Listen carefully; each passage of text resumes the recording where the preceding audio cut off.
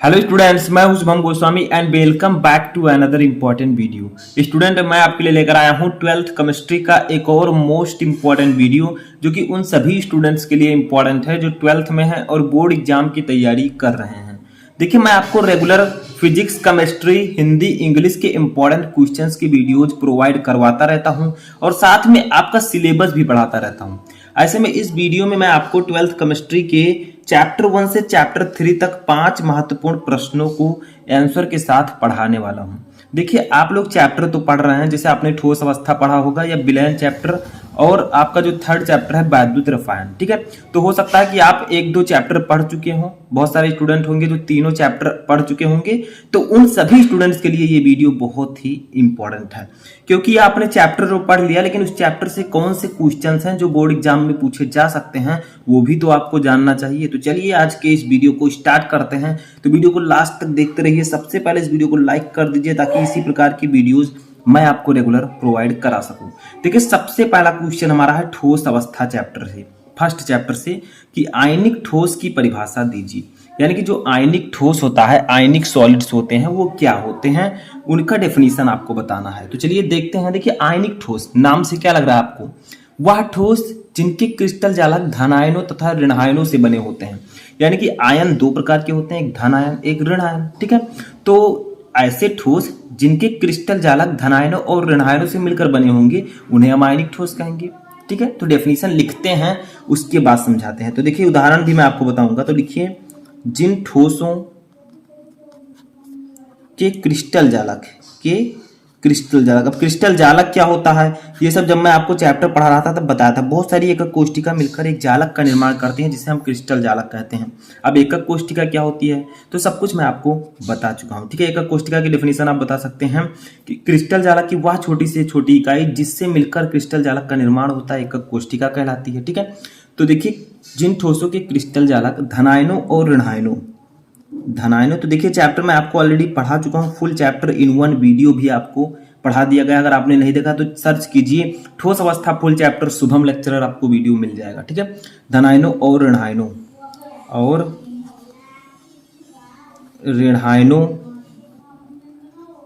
से बने होते हैं, वे क्या कहलाते हैं? वे कहलाते हैं आयनिक ठोस। तो हम लिखेंगे वे आयनिक ठोस कहलाते हैं, ठीक है। बहुत ही सिंपल डेफिनेशन है और शायद आप लोग इसे पहले भी पढ़ चुके हों, ठीक है। आयनिक ठोस कहलाते हैं। अब बात आती है आयनिक ठोस की परिभाषा तो हमने जान ली, लेकिन कुछ उदाहरण बताइए जिससे हमें और अच्छे समझ में आए। तो देखिए, उदाहरण यानी कि एग्जाम्पल इसका समझिए, उदाहरण, ठीक है। तो देखिए, आयनिक ठोस के कुछ उदाहरण हैं, जैसे आपका सोडियम क्लोराइड है। सोडियम क्लोराइड यानी कि सोडियम क्लोराइड, ठीक है। फार्मूला इसका होता है NaCl, ठीक है। तो ये आपका नमक है, जो आप लोग नमक खाते हैं वही है सोडियम क्लोराइड, NaCl, ठीक है। धातु ऑक्साइड, जैसे कुछ धातु ऑक्साइड होते हैं, उनमें भी आयनिक ठोस, वो भी आयनिक ठोस होते हैं, ठीक है। उसके बाद में धातु सल्फाइड होते हैं, कुछ धातु सल्फाइड आदि, ठीक है। धातु सल्फाइड आदि, ये सब आपके आयनिक ठोस होते हैं। अब देखिए, जैसे सोडियम क्लोराइड है NaCl, तो ये किससे मिलकर बना होता है? Na प्लस और Cl माइनस आयनों से मिलकर ये बना होता है, ठीक है। Na प्लस और Cl माइनस आयनों से मिलकर ये बना होता है। तो यही होंगे आयनिक ठोस, ठीक है। तो जिन ठोसों के क्रिस्टल जालक धनायनों और ऋणायनों से मिलकर बने होते हैं आयनिक ठोस कहलाते हैं। नेक्स्ट क्वेश्चन बहुत ही सिंपल सा है, बताइए इसका आंसर कितने लोगों को पता है। देखिए क्या है क्वेश्चन, कि फ्रैंकल दोष उपस्थित होने पर भी क्रिस्टल के घनत्व में कोई परिवर्तन नहीं होता। यानी कि मैंने आपको क्रिस्टल दोष पढ़ाया था, जिसमें मैंने आपको फ्रैंकल दोष, साटकी दोष, रिक्तिका दोष, अंतराकाशी दोष, बहुत सारे दोष बताए। लेकिन क्वेश्चन हमारा यह है कि फ्रैंकल दोष उपस्थित होने पर भी ठोस के क्रिस्टल के घनत्व में कोई परिवर्तन नहीं होता, क्यों? तो देखिए, इसका एक कारण मैंने बताया था। देखिए, फ्रैंकल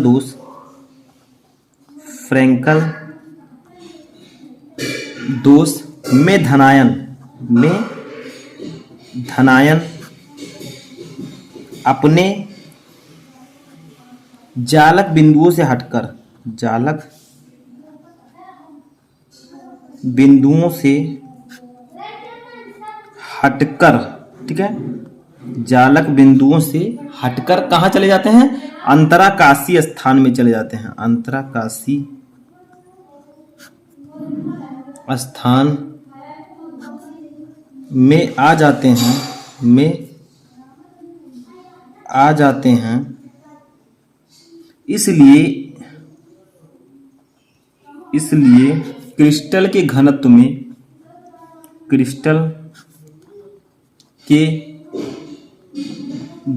में कोई परिवर्तन नहीं होता है। कोई परिवर्तन, देखिए थोड़ा आप अच्छे से लिखिएगा राइटिंग से, ठीक है, हम थोड़ा तेजी से लिख रहे हैं, तो नहीं होता है। तो देखिए सिंपल सा है। देखिए क्या है कि फ्रैंकल दोष में धनायन अपने जालक बिंदुओं से हटकर अंतराकाशीय स्थान में आ जाते हैं। यानी कि जो फ्रैंकल दोष होता है इसमें जो धनायन है वो अपने जालक बिंदु से हटकर अंतराकाशीय स्थान में आ जाता है, यानी कि जो क्रिस्टल जालक है उसी क्रिस्टल जालक में रह जाता है, ठीक है। तो इससे घनत्व, क्रिस्टल के घनत्व में कोई परिवर्तन नहीं होता है। यानी कि समझिए, एक चित्र में समझा देता हूं। जैसे आपका ये है, ठीक है, ये एक चित्र है। अब इस चित्र में है क्या, समझिए बहुत ही सिंपली तरीके से। यहां पर आयन है, कुछ आयंस हैं इस प्रकार से, ठीक है।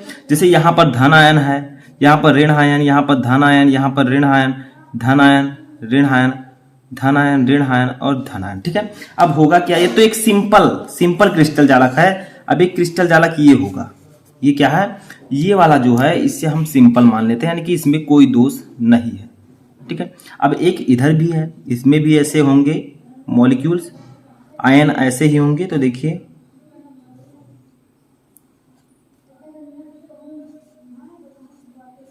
तो यहां पर क्या होगा, plus minus plus minus minus plus minus plus. तो देखिए यहां पर जो धनायन था, देखिए ये जो स्थान है यहां पर एक धन आयन था, अब यहां से धनायन निकलकर इस स्थान पर आ गया है। देखिए अंतराकाशीय स्थान, यानी कि इस क्रिस्टल में धनायन यहां पर था, यहां पर क्या हुआ है, यहां पर धनायन यहां से हटकर इसी क्रिस्टल के अंतराकाशीय स्थान में आ गया है। तो देखिए जितना द्रव्यमान इसका था क्रिस्टल जालक का उतना ही यहाँ पर भी है, क्योंकि अगर ये धनायन बाहर चला जाता तो क्या होता, एक धनायन बाहर चला गया तो इसका घनत्व कम हो जाता, लेकिन ये इसी क्रिस्टल जालक में रहेगा तो इसका घनत्व कम नहीं होगा, यानी कि ना द्रव्यमान कम होगा ना आयतन, तो इसलिए इसका घनत्व अपरिवर्तित रहेगा, ठीक है। क्योंकि इसमें से जो धनायन है वो अपने जालक बिंदु से निकलकर उसी क्रिस्टल जालक के अंतराकाशीय स्थान में चले जाते हैं। समझ में आया? तो ये आपका होगा डिफेक्टिव, इसमें हो जाएगा डिफेक्ट यानी कि दोष, ठीक है। नेक्स्ट क्वेश्चन देखते हैं। देखिए नेक्स्ट क्वेश्चन है कि एक लवण का नाम लिखिए जिसे AgCl में मिलाकर धनायन रिक्तियां उत्पन्न की जा सकती है। यानी कि एक ऐसे सॉल्ट का नाम लिखना है लवण का जिसे हम AgCl में अगर मिलाएं तो धनायन रिक्तियां उत्पन्न हो जाती हैं, यानी कि धनायन की जगह पर रिक्त स्थान आ जाते हैं।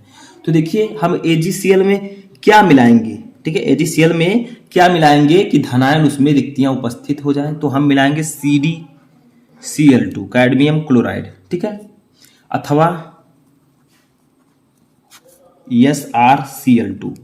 इन दोनों में से अगर कोई भी कंपाउंड हम AgCl में मिला देते हैं तो क्या होगा, AgCl में धनायन रिक्तियां उत्पन्न हो जाएंगी, यानी कि धनायन हटकर रिक्त स्थान वहां पर उत्पन्न हो जाएगा, ठीक है, कैडमियम क्लोराइड या स्ट्रोंशियम क्लोराइड। नेक्स्ट क्वेश्चन देखिए, फोर्थ क्वेश्चन जो कि दूसरे चैप्टर विलयन से है।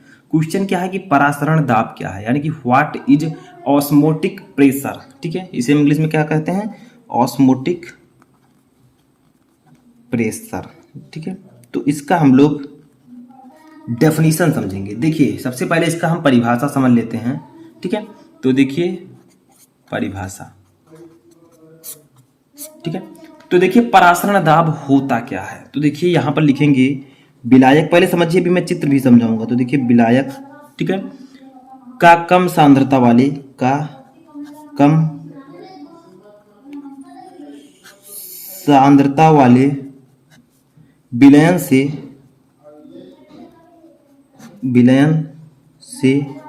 अधिक सांद्रता वाले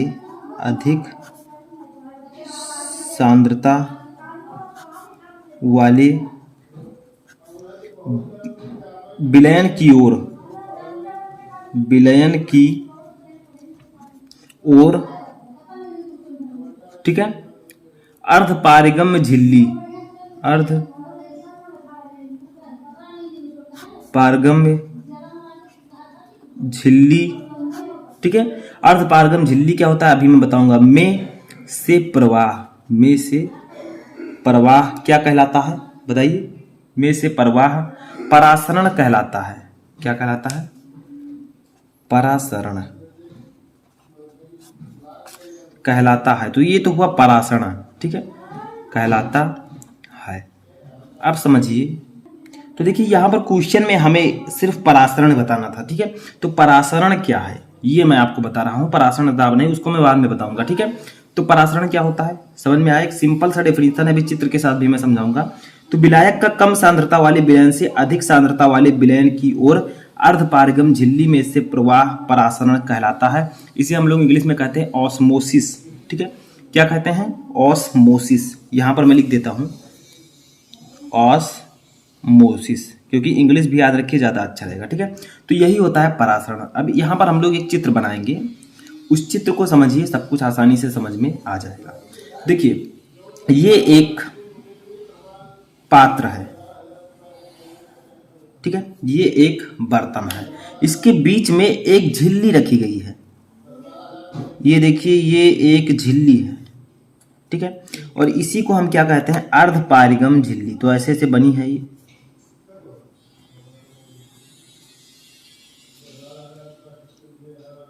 ये है अर्ध पारगम्य झिल्ली, पारगम्य झिल्ली, ठीक है। अब अर्धपारगम झिल्ली है। अब देखिए डेफिनेशन में क्या कहा गया है, डेफिनेशन पहले समझिए। देखिए विलायक का कम सांद्रता वाले विलयन से अधिक सांद्रता वाले विलयन की ओर पारगम झिल्ली से प्रवाह परासरण कहलाता है। यानी कि देखिए यहाँ पर दो विलयन है, दो विलयन दिए गए हैं। एक विलयन तो इधर है, चलिए देखते हैं। एक विलयन यहाँ पर ये है, ठीक है।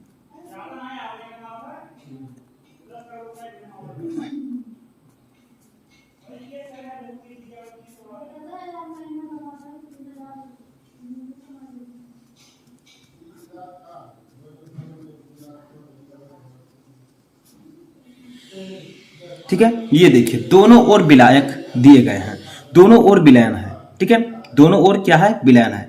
अब इस विलयन में क्या है? इस विलयन में छोटे छोटे कण भी उपस्थित है। जैसे देखिए इस विलयन में ये देखिए कुछ इस प्रकार के कण भी उपस्थित है, ठीक है। तो देखिए इसमें से कौन कम सांद्रता वाला विलयन होगा, कौन ज्यादा? बताइए कौन सा विलयन ज्यादा सांद्र होगा? ये होगा अधिक सांद्रता वाला विलयन। देखिए ये क्या है, क्योंकि इसमें जो है ये तो आपके जो ब्लू कलर के हैं ये विलायक के कण हैं, और ये जो है ये विलेय के कण हैं, विलेय, ठीक है। ये क्या है? विलेय हैं। और इसमें विलेय नहीं दिया गया है, सिर्फ विलायक है, ये सिर्फ विलायक है। और इसमें क्या है? इधर वाले में ये वाले विलायक है, ठीक है, और जो रेड कलर से मैंने बनाया है वो विलेय है।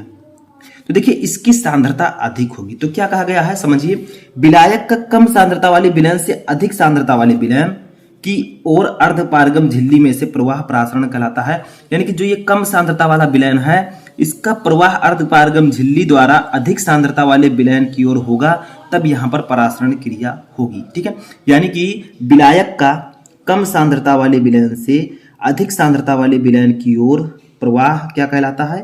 परासरण कहलाता है। इस अर्धपारगम झिल्ली द्वारा इसका प्रवाह होगा, ठीक है। तो याद रखिएगा जो परासरण क्रिया होती है इसमें कम सांद्रता वाले विलयन का परासरण अर्धपारगम झिल्ली द्वारा अधिक सांद्रता वाले विलयन की ओर होता है, ठीक है। तो समझ में आया, ये ज्यादा सांद्रता इसकी है क्योंकि इसमें विलेय के कण भी उपस्थित हैं, इसीलिए इसकी सांद्रता ज्यादा होगी। जैसे सोचिए मान लीजिए पानी है, अब अगर हमने इधर केवल पानी को ले रखा है, इधर क्या है? इधर चीनी और पानी दोनों है, तो आप लोग केवल पानी ले लीजिए और चीनी और पानी दोनों लीजिए। तो देखिएगा जो चीनी और पानी वाला विलयन होगा वो थोड़ा सा गाढ़ा होगा, ठीक है, तो उसकी सांद्रता अधिक होगी, और जो सिर्फ पानी है उसकी सांद्रता कम होगी। तो इधर विलायक है, सिर्फ पानी है, अब इसकी ये क्या होगा? ये कम सांद्रता वाला है, इसका प्रवाह अर्धपारगम झिल्ली द्वारा अधिक सांद्रता वाले विलयन की ओर होगा, ठीक है। तो इसी को हम कहेंगे परासरण। इसका प्रवाह इधर की तरफ होगा, ठीक है। कम सांद्रता वाले विलयन का प्रवाह अधिक सांद्रता वाले विलयन की ओर होगा, किसके द्वारा? अर्धपारगम झिल्ली द्वारा। तो इसी को हम लोग कहेंगे परासरण, ठीक है। ठीक है।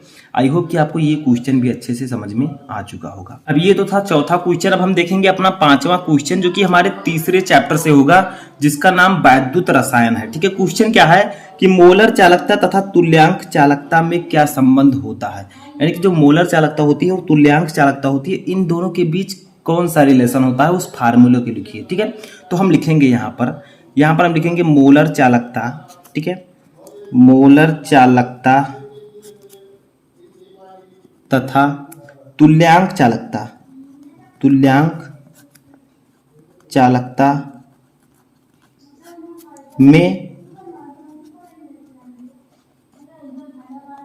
निम्नलिखित संबंध है, निम्नलिखित संबंध है। ठीक है, अब कौन सा संबंध होता है, तो इसका एक फार्मूला होता है, उसको समझिए। इसका फार्मूला होता है लैम्डा एम। लैम्डा एम ये क्या है, ये मोलर चालकता है। ठीक है, लैम्डा एम क्या है, मोलर चालकता, इक्वल टू फार्मूला जो होता है वो होता है अणुभार, अणुभार अपान तुल्यांकी भार, अणुभार अपान तुल्यांकी भार। ठीक है, इंटू तुल्यांक चालकता, इंटू तुल्यांक चालकता। अब तुल्यांक चालकता को हम किससे डिनोट करते हैं बताइए, इसको हम डिनोट करते हैं लैम्डा इक्यू से, लैम्डा इक्विवेलेंट। ठीक है, तो ये होता है आपका मोलर चालकता तथा तुल्यांक चालकता में संबंध। देखिए ये आपका दोनों में संबंध है, जहां लैम्डा एम है मोलर चालकता, लैम्डा इक्यू है तुल्यांक चालकता। ठीक है, तो दोनों में संबंध ये सूत्र दर्शाता है, यानी कि लैम्डा एम इक्वल टू अणुभार अपान तुल्यांकी भार इंटू तुल्यांक चालकता, और यही होगा मोलर चालकता तथा तुल्यांक चालकता में संबंध। तो आई होप कि आपको ये पांचों क्वेश्चन अच्छे से समझ में आ चुके होंगे। कैसा लगा आपको वीडियो कमेंट बॉक्स में बताएं। हम मिलेंगे नेक्स्ट वीडियो में नेक्स्ट टॉपिक के साथ, तब तक आप लोग अपनी तैयारी करते रहें।